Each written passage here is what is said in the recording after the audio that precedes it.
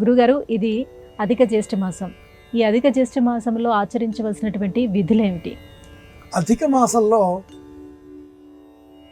భాగవత పారాయణ చెయ్యాలి అని పద్మపురాణం వివరిస్తుంది. అధిక మాసంలో పుణ్యబలం పెంచే పనులు చేసుకోవాలి.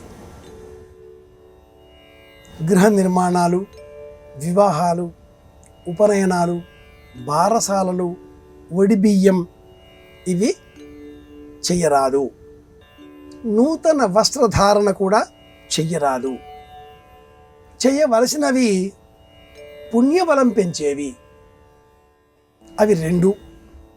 ఒకటి భాగవత పారాయణ, రెండవది వ్రతాలు, జపాలు, నోములు, ఉపవాసాలు. ఇవన్నీ 2 అనే సంఖ్య కింద మనం లెక్క తీసుకోవాలి. పద్మపురాణంలో దుందుకారుడు అనేటటువంటి అతడి వృత్తాంతం చెబుతూ పురాణకర్త ఈ అధిక మాసంలో భాగవత పారాయణం ఎలా చేయాలో కూడా వివరించి ఉన్నాడు. 7 రోజులలో ఏ రోజు వరకు, ఏ వృత్తాంతం వరకు మాత్రమే చెప్పాలి, ఎన్ని రోజులలో ఈ భాగవతాన్ని పూర్తి చేయాలి, ఏ సమయంలో చెప్పాలి, భాగవత పారాయణం చేసే ఆ కర్త ఎలాంటి నియమాలు పాటించాలి, శ్రోతగా ఉండే వ్యక్తులు ఎలాంటి వారు అయి ఉండాలి, ఇవన్నీ కూడా పద్మపురాణం వివరిస్తుంది.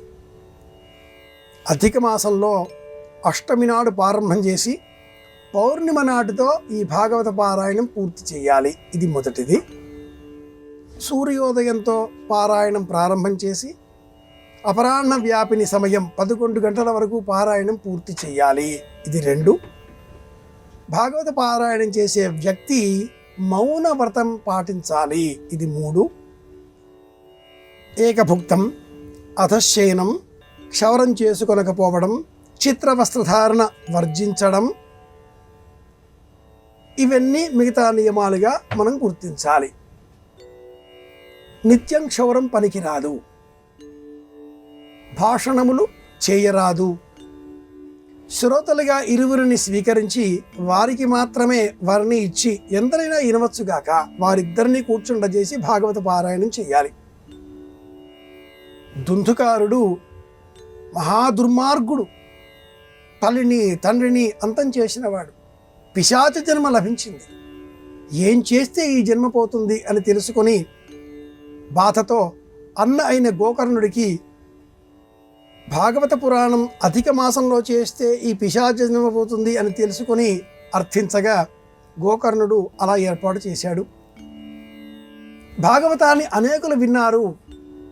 ఈ దుందులి ఒక వెదురు కణుపులో చేరి 7 రోజులు ఒక్కొక్క రోజు ఒక్కొక్క కణుపు పగిలిపోగా మోక్షం లభించడంతో స్వర్గం నుంచి ఈ దుందుకారుడి కోసమే రథం రాగా ఆ భాగవతం విన్న మిగతా వారంతా కూడా మేం కదా విన్నాం, మాకు కదా స్వర్గం రావాలి అని ప్రశ్నించగా దేవదూతలు మీరంతా కూడా శరీరంతో విన్నారు, అతడు మనస్సుతో విన్నాడు, భాగవతాన్ని మనస్సుతో వినాలి అంటూ తెలియజేశారు. భక్తి, జ్ఞానం, వైరాగ్యం, తత్వం, మోక్షం అనే 5 అందించేటటువంటి భాగవత కథలు, ఏ పుణ్య కథలు తపము చేత శివుని గురించి చెప్పేవి, ఆ పుణ్యకథలు వినాలి, ఆ హరికథలు వినాలి, హరి యొక్క కథలవి అంటూ తెలియజేశారు. కనుక అధిక మాసంలో భాగవతం వినాలి. భాగవత కర్త ఇంతటి నియమాలతో చెప్పాలి. ఉదయమే కథాశ్రవణం, ఇది విషయం. అలాగే అధిక జ్యేష్ఠమాసం, అధిక మాసం ఈ నేపథ్యంలో ఇతర సవ్యంగా వచ్చే నిజమైన జ్యేష్ఠ మాసంలో ఎలాగైతే మాసికములు చేస్తారో గతించిన వారికి ఈ మాసంలో కూడా మాసికములు ఏర్పాటు చేయాలి. మినహాయించి జపాలు, శాంతులు, సత్యనారాయణ వ్రతములు వీటిని చేసుకోవచ్చు, ఏ ఇబ్బంది లేదు. ఇది విషయం. ప్రధానంగా మట్టుకు అధిక జ్యేష్ఠ మాసంలో భాగవత కథాశ్రవణం చేయాలి. ఇది విషయం.